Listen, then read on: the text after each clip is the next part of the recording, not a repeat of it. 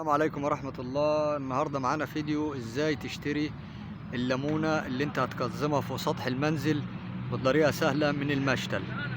طبعا احنا هننزل فيديو ان شاء الله زراعتها من البذرة، بس احنا بنقول لكم دلوقتي على الطريقة اللي احنا مثلا عاوزين نجيبها جاهزة ونقزمها عن المشتل.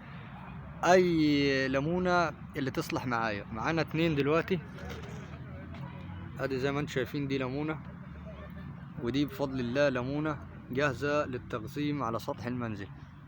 يبقى احنا معانا دلوقتي اي واحدة الافضل لينا ناخدها للتقزيم.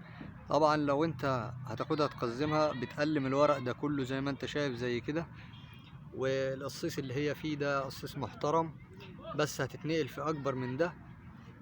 بس دي زي ما بقول لكم هي اللي تصلح معانا دلوقتي للتقزيم، عشان دي لسه الصغيرة دي تمام، لسه قدامها وقت كبير على ما تكبر، والقصيص اللي فيها ده حجمه قليل على تقزيمها.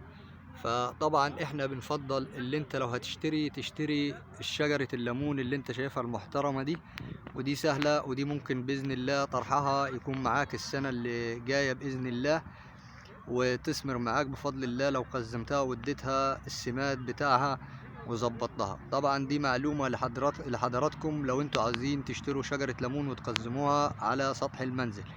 ودي ابسط طريقة ونوصل لكم بيها الفيديو من داخل المشتل نفسه. ولو عجبكم الفيديو ما تنسوناش بالاشتراك وتفعيل زر الجرس ليوصلكم منا كل ما هو جديد، وما ننساش اللايك. والسلام عليكم ورحمة الله وبركاته.